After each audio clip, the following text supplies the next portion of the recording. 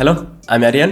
টপিকে যাওয়ার আগে চ্যানেলে প্রত্যেকটা ভিডিওর এভারেজ ভিউজ প্রায় 7 থেকে 10 কে। এই যে 7 থেকে 10 হাজার মানুষ, তার ভিতর সাবস্ক্রাইব করে রেখেছে মাত্র 20%, আর বাকি 80% অডিয়েন্স। মানে ভাই, সাবস্ক্রাইব কেন করো না? উল্টো আমি আরো এটা বলবো, যদি গার্লফ্রেন্ড থেকে থাকে তাহলে সেটা যেন টিকে যায়, আর যদি বউ থেকে থাকে তাহলে তোমাদের দাম্পত্য জীবন যেন সুখের হয়। এখন ভেবে দেখো, সাবস্ক্রাইব করবা কি করবা না। তো এবার আসি টপিকে। তাণ্ডব থেকে তারা আজকে আরো একটা পোস্টার ড্রপ করেছে। সো পোস্টারটা ভালো নাকি খারাপ সেই বিষয়ে যাব না, কারণ এই পোস্টারে জাস্ট জয় হাসান এর ক্যারেক্টারটাকে রিভিল করেছে। যদিও আমরা তাকে টিজারে দেখেছি, আর এখানে শাকিব খানের যে লুক সেটাও আমরা অলরেডি কয়েকবার দেখে ফেলেছি। সো এই পোস্টারের ভালো বা খারাপ দিক নিয়ে বলার নেই। বাট এইখানে দেখেন, শাকিব খানের সাথে জয় হাসানের জুটিটা ফিরছে প্রায় 9 থেকে 10 বছর পর। জয় হাসানের সাথে আমি যদি ভুল না করি, একটা না দুটা সিনেমায় কাজ করেছে শাকিব খান।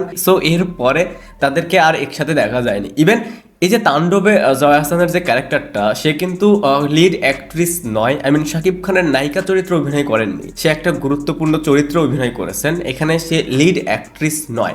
এখানে যে লিড অ্যাক্ট্রেস, যে নায়িকা সাবিলা নূর, আমি দেখলাম যে পোস্টারটা দেখার পর সবাই এটা বলছে যে সাবিলা নূর কই। আমি এর আগের একটা আপডেটে এটা শেয়ার করেছিলাম যে সাবিলা নূরকে রিভিল করবে একটা রোমান্টিক গান দিয়ে। সাবিলা নূরের বার্থডে এই মাসের 27 তারিখ। সো তার বার্থডেতে একটা রোমান্টিক গান আসবে, এবং এর আগে হতে পারে 24 বা 25 তারিখে তারা কোনো একটা সেই গানের গ্লিমস বা টিজার দিতে পারে, বা একটা পোস্টারও দিতে পারে। সো এটা নিয়ে উত্তেজিত হওয়ার কিছু নেই যে সাবিলা নূর কই। দেখেন, এই বিষয়গুলো নিয়ে এর আগে অনেকবার কথা বলেছি। এই যে তাণ্ডবে জয় হাসানের ক্যারেক্টারটা, তারা চাইলে এই ক্যারেক্টারে অন্য কাউকে নিতে পারতো, সেটাতে যে খুব একটা ইম্প্যাক্ট পড়তো সেটা কিন্তু নয়। বাট এটাই আমরা সবসময় বলে এসেছি যে যে ছোট ছোট ক্যারেক্টারগুলো, যেগুলোর ইম্পর্টেন্স অনেক, যে ক্যারেক্টারগুলোর ভ্যালু রয়েছে, সেই ক্যারেক্টারগুলোতে আমাদের ইন্ডাস্ট্রিতে দেখবেন যে অনেক অভিনেতা অভিনেত্রী রয়েছে যারা হয়তো অনেক আগে কাজ করতো।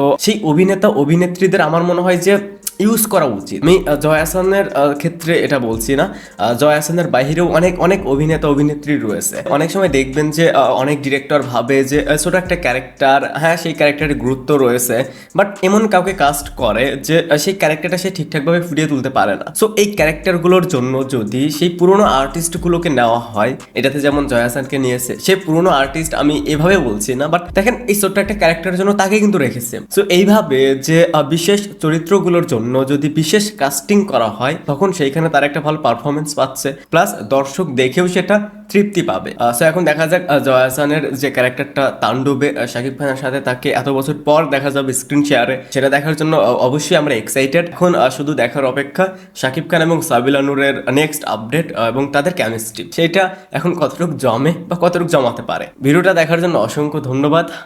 সাবস্ক্রাইব। বাই।